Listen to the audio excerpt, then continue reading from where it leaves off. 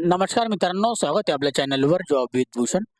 तुमच्यासाठी एक चांगली जॉब ऑपॉर्च्युनिटी घेऊन आलो मित्रांनो. ही जी भरती निघालेली आहे, महाराष्ट्र प्रशासकीय न्यायाधिकरण अंतर्गत लघुलेखनचे 3 पदे बाह्य यंत्रणेमार्फत घेण्यास परवानगी देण्याबाबतचा हा जी-आर आलेला आहे. महाराष्ट्र शासनाकडनं सामान्य प्रशासन विभागाकडनं दिनांक 17 जुलै 2026 चा लेटेस्ट असा हा जी-आर असणार आहे. आता ही लघुलेखनची पदे कशा पद्धतीने भरली जाणार आहे, या जी-आर मध्ये तुम्हाला मी संपूर्ण माहिती देणार आहे. तर हा व्हिडिओ तुम्ही शेवटपर्यंत नक्की बघा आणि चॅनलला सबस्क्राईब करा, बेल आयकॉनला प्रेस करा आणि आपल्या Instagram आयडी, Telegram चॅनल, WhatsAppवरून, Facebookवरून फॉलो करून ठेवा.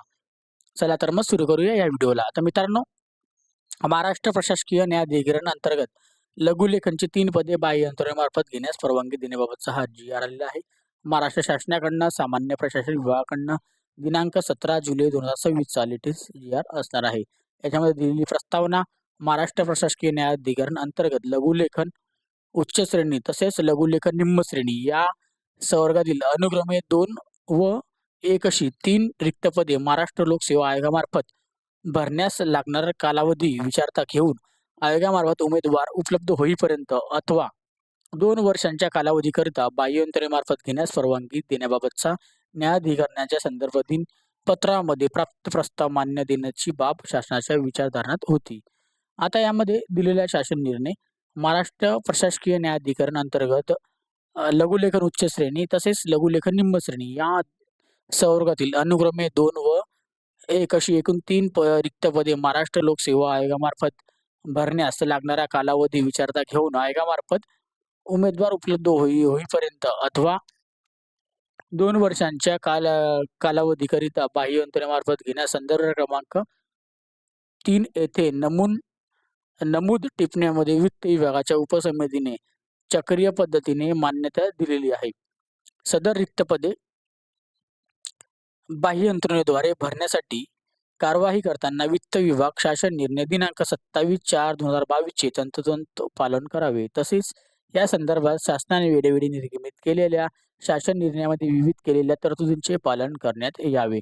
ओके, आता ही जी पदे आहे मित्रांनो, काय सांगितले त्यांनी स्पष्टपणे: जोपर्यंत महाराष्ट्र लोकसेवा आयोग म्हणजे MPSC लघुलेखनची जी भरती निघत असते, ओके, त्या भरतीमार्फत ही पदं भरली जात नाही किंवा 2 वर्षापर्यंत तुमची इथं कालावधी आहे बाह्य यंत्रणेमध्ये. ओके, हे लक्षात तुमच्या आलं असेल.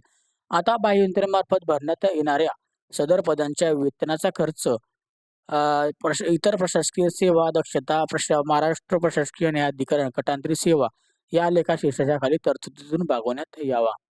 सदर पदे भरण्याबाबत आर्थिक भार या न्यायाधिकरणाच्या संदर्भातील नव्याने सादर करण्यात केलेल्या प्रस्तावातील खर्चाच्या मर्यादित राहील याची दक्षता महाराष्ट्र प्रशासकीय न्यायाधिकरण यांनी घ्यायची आहे.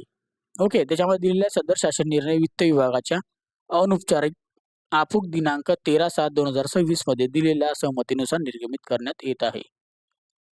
आता मित्रांनो, ही भरती आहे बाह्य यंत्रणेमार्फत आहे. हे 2 पदे भरली जाणार आहे जोपर्यंत MPSC मार्फत पदे भरली जात नाही, नाहीतर 2 वर्षाच्या कालावधीपर्यंत. ओके, आता तुम्ही म्हणाल सर अप्लाय कसं करायचं आहे? आता अप्लाय करण्यासाठी आपल्याला महाराष्ट्र प्रशासकीय न्यायाधिकरण अंतर्गत आपल्याला महाराष्ट्र प्रशासकीय न्यायाधिकरण कार्यालयामध्ये जायचं आहे. त्या ठिकाणी आपल्याला स्वतः जाऊन भेट द्यायची आहे आणि मला लघुलेखन निम्न श्रेणी किंवा उच्च श्रेणीमध्ये अप्लाय करायचं आहे. त्यांना भेटा, तिथून जाऊन तुम्ही अप्लाय करून घ्या. कारण की बाह्य यंत्रणेमार्फत ही भरती आहे. स्वतः आपल्याला जाऊन तिथून आपल्याला भरावं लागेल फॉर्म. ओके, कोणतीही ऑनलाईन पद्धतीची अपडेट्स येणार नाही फॉर्म भरण्यासाठी, हे लक्षात द्यायचं आहे. स्वतः जाऊन आपण तिथे जा आणि भरून घ्या. ओके, तर कोणालाही या व्हिडिओ रिलेटेड काही डाऊट असेल तर मला तुम्ही कमेंट बॉक्समध्ये कमेंट करा किंवा Facebookला मेसेज करा. त्याची लिंक तुम्हाला डिस्क्रिप्शन बॉक्समध्ये दिलेली आहे. PDF फाईल डाउनलोड करायचा असेल तर टेलिग्राम चॅनल, WhatsApp ग्रुपला PDF फाईल मी शेअर करून देईन. तिथून जाऊन तुम्ही डाउनलोड पण करू शकतात. तर व्हिडिओ आवडला असेल लाईक करा, जास्तीत जास्त मित्रांना शेअर करा आणि चॅनलला सबस्क्राईब करा, बेल आयकॉनला प्रेस करा. अशीच तुमच्यासाठी नवीन नवीन जॉब ऑपॉर्च्युनिटी असतो. अशाच नवीन नवीन जॉब ऑपॉर्च्युनिटीसाठी आपण भेटूया आता नेक्स्ट व्हिडिओमध्ये. तोपर्यंत जय हिंद मित्रांनो. थँक्यू.